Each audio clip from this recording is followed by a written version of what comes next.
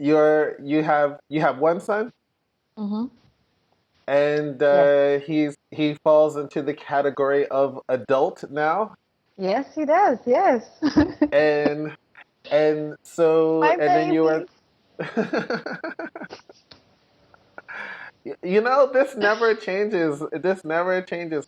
I think my mom. I'm my mom's only son I mean, only Oh. child as well, and I really think she would love nothing more than for me to just stay. Like I get this feeling like my mom, if my mom could just like smash me into her boobs, like and just hold me there, like she'd be like, "I'm good. I'm good for the rest of my life.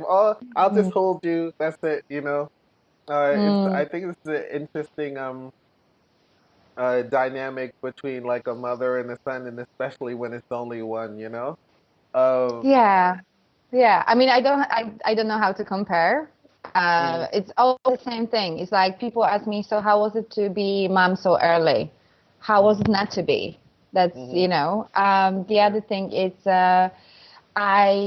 yes, Hugo is my only son and he's gonna kill me. He hates when I'm talking about him, but mm, I don't care because mm, as long as he has his life and his struggles, me mm, talking about me parenting him is mm, my struggle. And mm, now, the thing that I was texting to you about is like, so it's been a year and a half or a little bit more for me to try to find a way. I'm not going to say new way, just, mm, just experience those different corners that I can, or crossroads that I can take now. mm, And it's been very interesting journey because, so I was 18 when I was pregnant, 19 when I had him. So all my adult life, I have been mom first and foremost. mm, And even when I was doing my arts, even when I was doing my activism, I heard myself introducing myself. She's a mother, she's an artist, she's an activist. And mm, that was my triple, like that was the feeler that I felt my ego felt really connected with. mm, And a lot of people, when I say, that the mother went out of this sentence, mm, especially, coming back from the Polish culture, which is mm, totally Catholic, totally like motherhood is on the pedestal. If I say something like that, that's like, yeah, they're gonna burn mm. me, burn the witch. But what I mean by that is this year, at the beginning of the year, I love my diaries and the Okay. calendars, and I opened the calendar. Oh my God, my stomach hurts when I want to talk about it. So I Mm, opened my diary and I want to put the stuff in the calendar that are the most important for me for this year. So that was mm, 2019. And I put the birthdays of people I love and care. And I put the Burning Man events. And it was always, always around my son's school. mm, And this is the first year that the calendar is blank. mm, And I broke down. mm. It was really, really difficult for me, like, body language. It was really difficult one for me. And as much as I am so proud of him, he's in college, he's independent, he lives on his own. It's like if I look at him as a young man, amazing. But as per mother, he didn't give me enough time for the preparation. Yeah, so, and I've heard about, the nest thing, that, that there is a syndrome of empty nest and stuff like this. But hearing about it and being in it, it's a very interesting difference. And the one thing that I can compare it to people who maybe are interested what the kind of feeling it is. I notice that sometimes I'm totally overtaken by a hunger, and it's not only Mm, for food. mm, I'm gonna be sitting and I'm gonna be calm, and suddenly I'm gonna have taste for everything.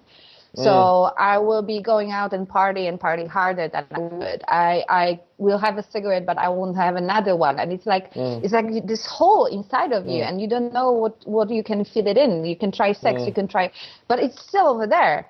mm, And I remember when I was still living in London, and he came to visit after me having this feeling for over like 2 weeks. And we, first of all, I made a scene. He dared to leave me for such a long time, not seeing me. mm, I'm mm, very Polish mother in this sense. mm. Um, and then we laughed. Then I made some food. Then we just chilled, and the feeling was gone. Oh, So well, so yeah, yeah. yeah. It's actually a physical feeling. So now you're talking about your mom trying to hug you and like getting you Hmm. very close. Hmm. Yeah, I can totally see that happening. Yeah. Yeah. And even when I go to visit her, we had a little battle quite a few years ago where I was like, I didn't feel like she visited me enough. I didn't feel like it was even like, so there was like, yeah, no, yes. I feel like I Okay. lived in Montreal 13 years. I lived in Montreal 13 years. My mom came to visit me twice, you know? Okay, okay, listen, boy. You always going see your mama, okay? You are always going see your mama. Yeah, That's a rule. yeah, yeah. I don't know. Yeah. Clearly this is the rule, and so it didn't match up to the amount of times that I went to, like nowhere near close, like not even there in you know. Um, and I did notice one thing that I did notice was when I would be ready, like let's say I was down in Philadelphia visiting her or whatever. When it started getting close to the time for me to go back, Mm, she would she would get angry with she would be very irritable and almost like wanting to start a fight and everything, like just I don't know. I assume it was trying to just prepare herself or create a little break so that she can be okay when I leave or something like that. And you yeah, know, yeah.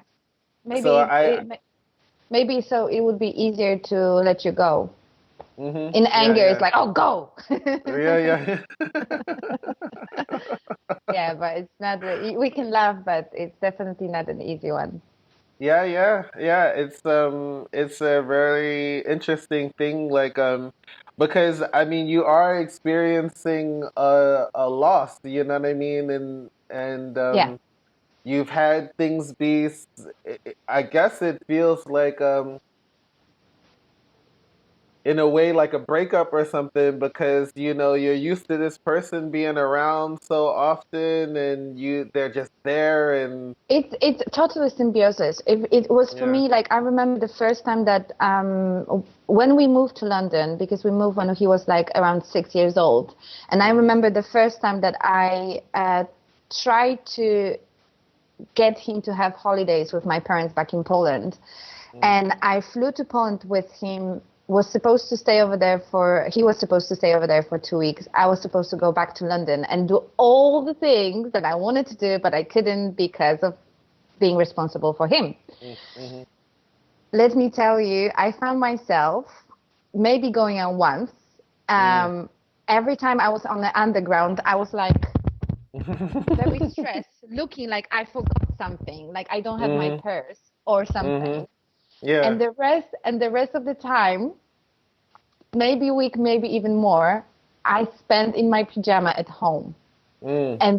But this was a breakthrough for me as a person who really cares about the awareness. Hmm. And I understood that unless I'm gonna find my way, I am gonna Hmm. put all my expectations to him. Yeah. So that was a really big breakthrough to see. Yes, I'm crazy. My Polish family thinks that I'm not the best mother, etc., Mm. etc. But that's their judgment. Let's leave it Hmm. with it. I notice how much dependent I am on him. My Mhm. ego is dependent on being a mother. I'm very organized person, which is surprising for many people. That's why I like my calendars. I like to control things. And having a routine of doing grocery shopping, cooking, making sure that the stuff are ready for school. I don't know, just like for every parent, it's a normal thing. Once you don't have those responsibilities, it's like, Mhm. excuse me, what? I don't have to do groceries today. I don't have to Mhm. cook. You Mhm. know, I love to cook, so it's with me. It's at least one cooked meal a day, if not two. Right. And suddenly I realized that I can live like, like students do, like only Mhm. sandwiches and maybe some Right. Right. salad. Right. Right. And I'm Yeah. like, oh my God. And or I can wear pajama. I don't have to pick him up from the school. Mhm. It's such an interesting time for me. And Mhm. yeah, sometimes I struggle. Sometimes it's amazing. Sometimes like the best freedom. But the thing Right. that my son told me at one of the conversation when I was already trying out different places than London, um, I think he knew, oh, he knows me very well. Like, seriously, he sends me the most offensive GIFs because he knows that they're going to crack me out and I'm going to be laughing like crazy. He sends Okay. me the stuff he's sending me, the truth that he honors me with, that Mhm. shows me, that we are close. Mhm. Um, and he also knows when I'm struggling. And one Mhm. time I remember we were talking and I really tried to play cool, but I wasn't. Mhm. And that was last year. I was in Berlin. And then he calls me and he says, I'm giving you the best gift you've given me. And I'm like, what's that? The freedom. Mhm. Mhm. So I finished the conversation and started bawling my eyes out. Mhm. I was like, oh Yeah. my God, he's so wise. Yeah. Because I met I met the Buddhist practice someone where he was a teenager, and from day one almost it was learn the respect that he is his independent being. He Mhm. has something to say, and I need to learn to listen, Mhm. and that I cannot control him. The biggest thing that I can do in his life is to be a friend and support. Mhm. And that's my biggest task as a parent, not to get in Mhm. his way, but listening to Mhm. what is his soul calling. Mhm. His soul calling. Um, and then give him the freedom to express that. So Wow. part hard, but not having him around, it might be even harder. Yeah. Wow.